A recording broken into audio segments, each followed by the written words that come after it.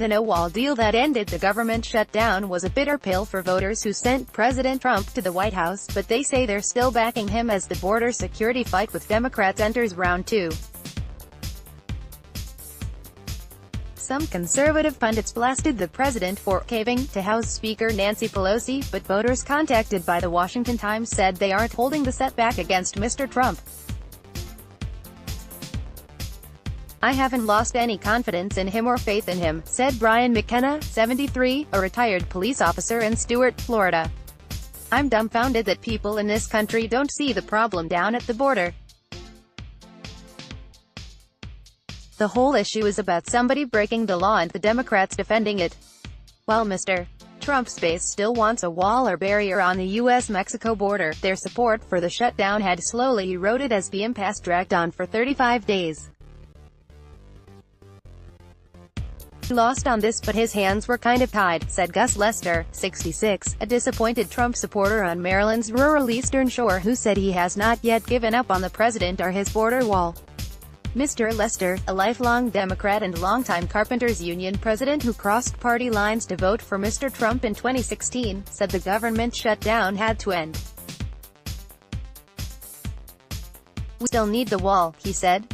"Let's see what happens 3 weeks from now."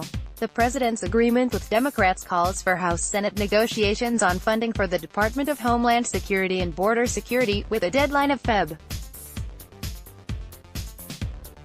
15. Mr. Trump has warned that he could declare a national emergency if he doesn't get some amount of money for 230 miles of barriers along the southern border, said Mr. McKenna. 3 weeks from now he's going to have to do something if Democrats won't negotiate. The president weathered harsh criticism from conservative pundits and media personalities for failing to secure funding for a wall. Fox Business host Lou Dobbs, usually a supporter of Mr.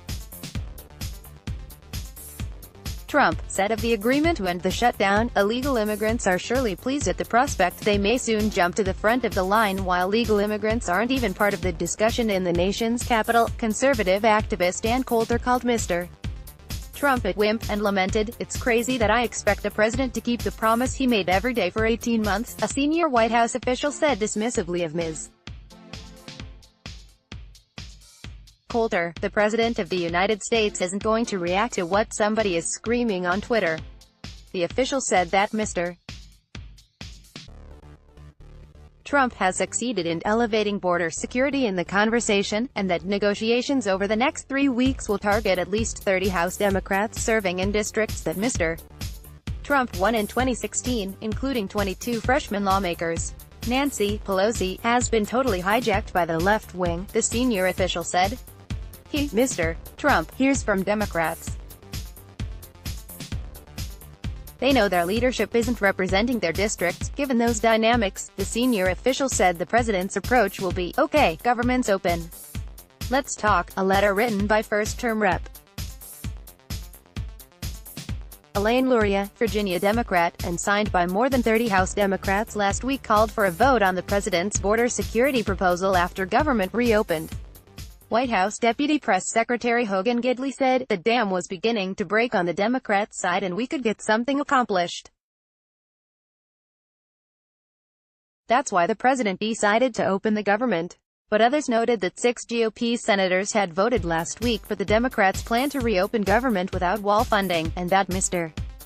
Trump ended the shutdown shortly after a shortage of air traffic controllers Friday delayed hundreds of flights at several major airports. Republican strategist Ford O'Connell said Mr. Trump's support will remain intact as long as he keeps fighting for a border wall, whether in negotiations with Congress or in a court battle over a national emergency declaration. He might be taking a short-term hit with his base, but really you have to withhold judgment until February 15, he said. As long as Trump is seen as committed to border security and physical barriers at the southern border, it is not going to hurt him in the grand scheme of things. The deal, while chalked up as a win for Mrs. Pelosi, puts the burden on Democrats to offer a border security plan. Democrats say over and over they care about border security at the U.S. southern border. Now we are going to find out just how serious they are, Mr. O'Connell said.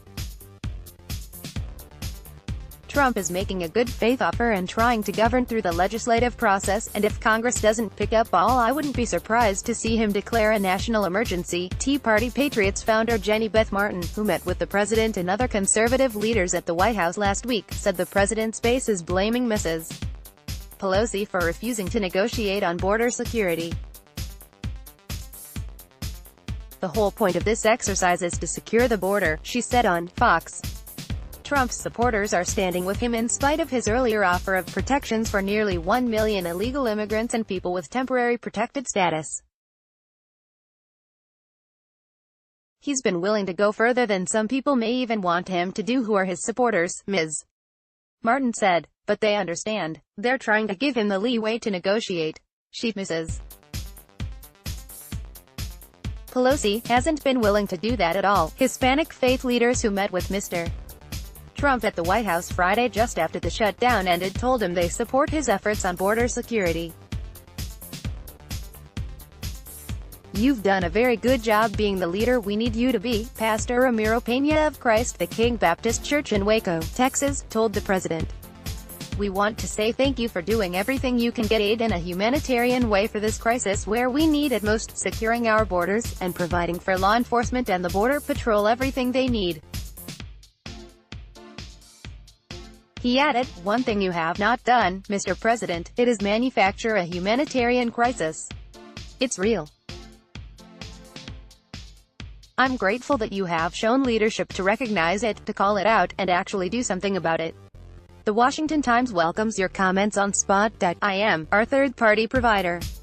Please read our comment policy before commenting.